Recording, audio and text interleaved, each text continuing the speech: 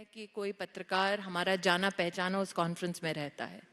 भिन्न भिन्न और भांति भांति प्रकाशन के चैनल्स के लोग रहते हैं जो विस्तार से अपने प्रश्न पूछते हैं। मेरे प्रश्न, और मैंने हाल फिलहाल के 10 दिनों में 2 प्रेस कॉन्फ्रेंस की। एक प्रेस कॉन्फ्रेंस ऐसी की, उसका ऐसा प्रकोप मैंने देखा कि इंसान की याददाश्त चली गई है। नहीं, लेकिन मैम क्योंकि आपने बोला है, आई एम सॉरी, लेकिन मैं आपसे एक चीज जानना चाह रहा हूं, जिनकी याददाश्त चली गई है उनको पद्म भूषण देने की बात कर रहे हैं, तो क्या मिलना चाहिए सरकार की तरफ से? अरविंद केजरीवाल कहते हैं सत्येंद्र जैन को पद्म भूषण मिलना चाहिए। मत दो, भूल जाएंगे कहां रखा है। लेकिन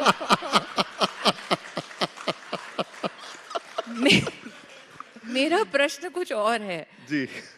इन 10 दिनों में मैंने 2 प्रेस वार्ताएं की, और उन विषयों से संबंधित जब नेताओं ने वार्ता की तो उन्होंने किसी भी पत्रकार से कोई प्रश्न लिए नहीं। हाँ। दूसरा, जो दोनों प्रेस कॉन्फ्रेंसेस मैंने की, दोनों में उनके अपने कृत्यों की वजह से कुछ प्रश्न उठे।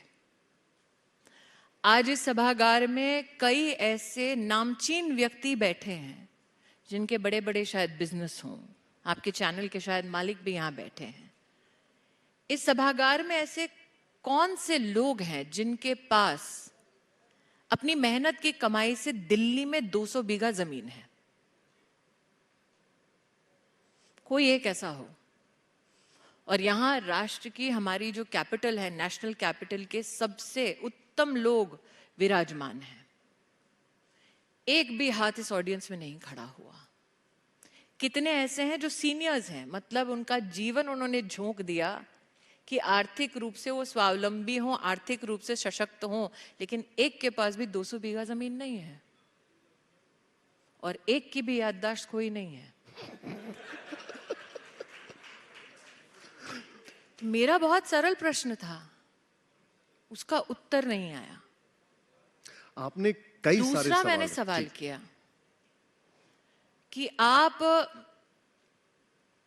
5 या 50 लाख रुपए की कंपनी से बिना कोई बिजनेस किए, बिना कोई काम किए 2000 करोड़ के मालिक बन जाते हैं, और आप स्वयं जाकर फिर प्रशासन के सामने 6 साल बाद कबूल करते हैं कि जी हां, हमने कोई काम नहीं किया।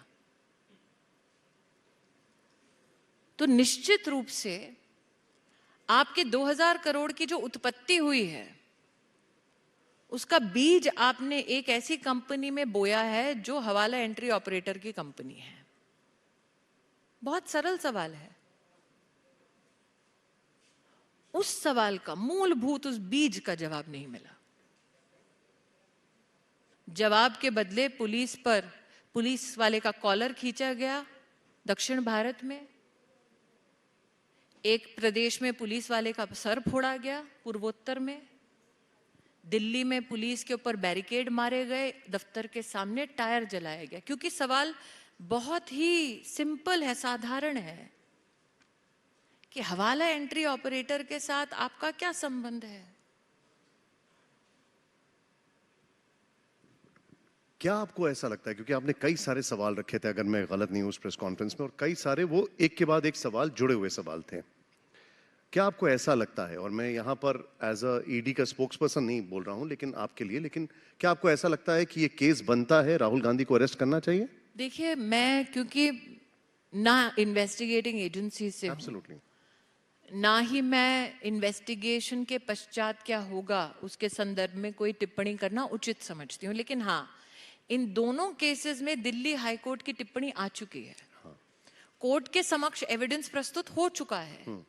कोर्ट ने दोनों इन ट्रांजैक्शंस के ऊपर बहुत बड़ा प्रश्न चिन्ह लगाया है।